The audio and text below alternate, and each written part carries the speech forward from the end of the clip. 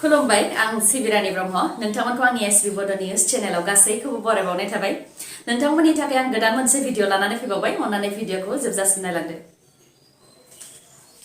आसामनि लीलाबारी एयारपर्टआव नर्थ ईस्टनि गिबिसिन pilot training एकाडेमिखौ बेखेवनाय जाबाय union civil aviation minister Jyotiraditya Scindia बिथाङा बेखौ बेखेवनानै होबाय बे बेखेवनाय हाबाफारियाव आसामनि गिबि मन्थ्रि डक्टर हेमन्त बिश्व शर्मा आरो मिरु मन्थ्रि किरण रिजिजु बिथांमोनहाबो बाहागो लादोंमोन बे हाबाफारियाव बाहागो लानानै डक्टर हेमन्त बिश्व शर्मा बिथाङा फोसावदों दि दुखिया नखरनि सुबुंफोर जायफोर पाइलट ट्रेनिं लानो गोसो बिथांमोननो स्कलारशिप होनाय जागोन लखिमपुर लीलाबारी एयारपर्टनि पाइलट ट्रेनिं एकाडेमियाव कमार्शियल पाइलट लाइसेन्सनि ट्रेनिं होनाय जागोन आरो बियो एप्रिलनिफ्रायनो जागायगोन होननानै फोरमायथिदों बे ट्रेनिं एकाडेमियाव 150 निफ्राय 200 पाइलट ट्रेनिं होनायनि हाबाफारि जागोन एक्स एनडीएफबी आरडी हान्जानि सोद्रोमाफोरखौ नासयनायनि अजद बाक्सा जिल्ला एक्स एनडीएफबी आरडी ग्रुपनि सोद्रोमाफोरा खौरां गेरे मेल खुंदों थांनाय बिटिसि रां बावजा जथुमायाव रिहेबिलिटेसननि थाखाय बी.आर. फेरेंगा बिथाङा आरडी ग्रुपनि 186 सोद्रोमाफोरनि मुंखौल' फोसावनायखौ लानानै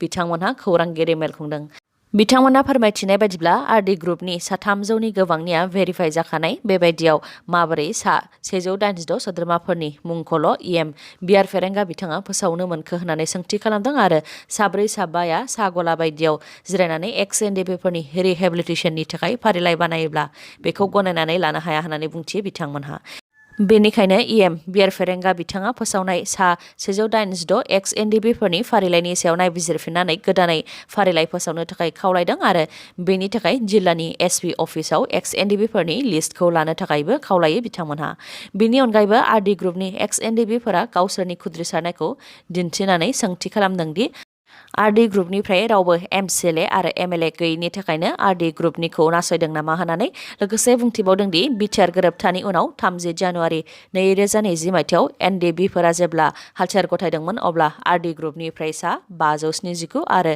एस ग्रुपनिफ्राय 200 हालचाल गथायदोंमोन नाथाय 1000आ रिहेबिलिटेसनखौ मोननो हादों बेनि मादाव सोरबा दाव बेफारि सोरबा अमा बेफारि आरो गोबां बिथांमोनहा रिहेबिलिटेसन मोननाया जेबो नङा नाथाय गुबै एक्स एनडीएफबीफोरानो थालांनो गोनां जादों होननानै फोरमायथियो बिथाङा सोरखारा होनो गोनांखौ होगासिनो दं आरो उनावबो होगोन नाथाय माखासे एक्स एनडीएफबीनि दैदेनगिरिफोरासो गाव गावनि नखरनि सोद्रोमाफोरनो होनानै बेले-बेजे खालामदों होननानै बुंथियो बिथांमोनहा बेनि अनगायैबो रन्जन दैमारि बिथाङा जोबथेसालियाव जोबथेजानायनि उनाव जायफोर एक्स एनडीएफबीनि माखासे दैदेनगिरिफोरमोन बिथांमोनहा सोरबा केम्प कामान्डार फाइनान्सार आर्मी चीफ सीईओमोन बिथांमोनहा गावसोरनि गोसो बायदि खामानि मावदोंमोन आरो केडारफोरखौ मोजां गाज्रि गोनांथि होआखैमोन अब्लाबो सङै खावै जाहोदोंमोन एनडीएफबीनि आयेन आब्रुथिखौ फालिनानै सोलिदोंमोन नाथाय दा मानो बेबायदि खालामखो होननानै सोंथि खालामदों बिथांमोनहा क'क्राझाराव बिटिसि सोरखारा पीएचडी स्कलार्स आईआईटी एनआईटी आरो एमबीबीएसनि गुन गोनां 179 फरायसाफोरनो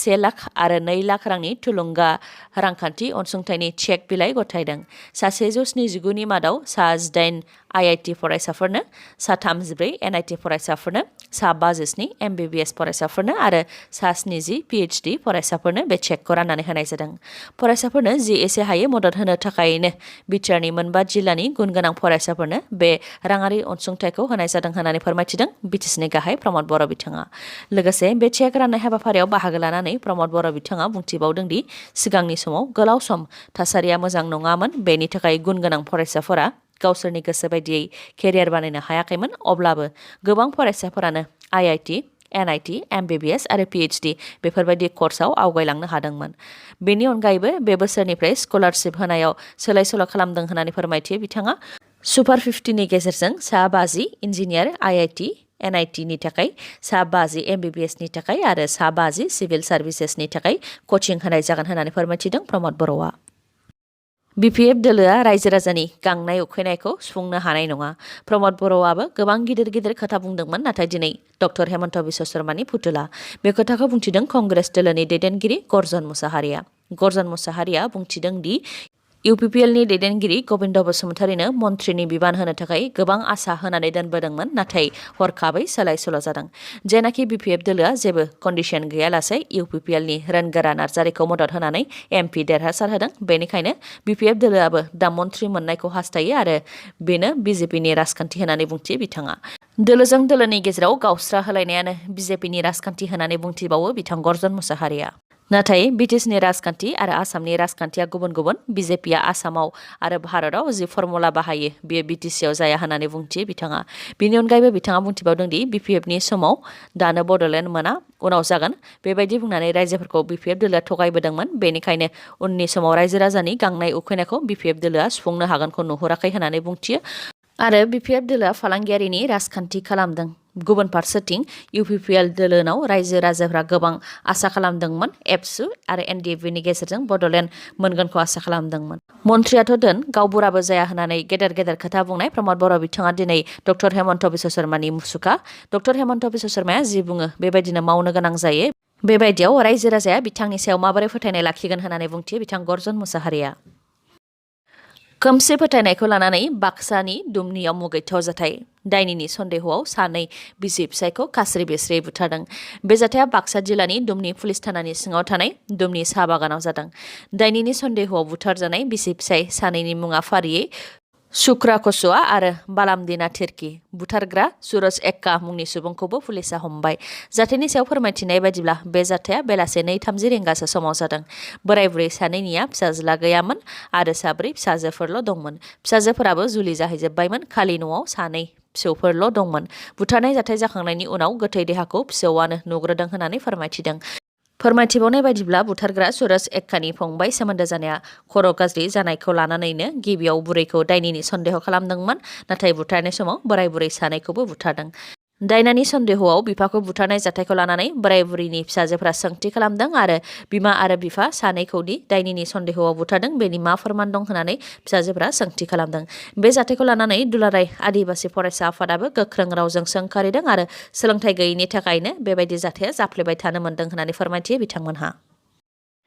अन्ध्र प्रदेशआव ट्रेन जाब्रबथायजों 7 सुबुंनि जिउ खहा 7नि मादाव 2आ बर' सुबुं। रिपर्टनि बायदिब्ला ट्रेन जाब्रबथाया अन्ध्र प्रदेशनि श्रीकाकुलाम जिल्लायाव जादों। रिपर्टनि बायदिब्ला सिकन्दराबाद गुवाहाटी सुपारफास्ट एक्सप्रेस ट्रेनआ गुवाहाटी फारसे फैगासिनो दंमोन। बेयावनो लामायाव ट्रेननि चेनखौ बोनायाव ट्रेनआ थाथ'दोंमोन। बे समावनो माखासे सुबुंफोरा ट्रेननिफ्राय ओंखारदोंमोन आरो रेल लाइनखौ बारनो नागिरदोंमोन। बे समावनो उल्था फारसेनिफ्राय फैनाय कोनार्क एक्सप्रेसआ गोबां सुबुंफोरखौ सौख्रांलांदों जायजों दासिम 7 सुबुंनि जिउ खहा जानाय रिपर्टआव मोननाय जादों। जिउ गोमानाय 7नि मुङा फारियै क'क्राझारनि अजुल बसुमतारी, फनेश्वर बसुमतारी 17 बोसोर बैसोनि, पशु मन्त्रि वाजुलु, राशिदुल इस्लाम आरो माखासे। बिथांमोननि अनगायैबो माखासे जोखोम जादों। जोखोम जानाय सुबुंफोरखौ फाहामथायनि थाखाय उनाव खाथिनि देहा फाहामसालियाव दैथायहरनाय जादों। खौरांनि बायदिब्ला अजुल बसुमतारीया क'क्राझार जिल्लानि पाटगाव पुलिस थानानि सिङाव थानाय 12 नं खासिगुरि गामिनि आरो फनेश्वर बसुमतारीया 1 नं जुलझरा गामिनि थागिबि। बिथांमोनहा तामिलनाडुआव खामानि मावनो थांनानै न'फारसे फैगासिनो दंमोन। बेयावनो गिख्रंथाव ट्रेन जाब्रबथाय जानायाव बिथांमोननि जिउ खहा जादों। दिनैनि भिडिअ एसेनोसै। गाबोन आरो गोदान भिडिअजों लोगो मोनफिनबावगोन। नोंथाङा दासिमबो आंनि चेनेलखौ साबस्क्राइब खालामाखैबा अन्नानै साबस्क्राइब खालामदो लोगोसे लाइक, कमेन्ट आरो शेयार खालामनो दाबाव। गोजोन्थों।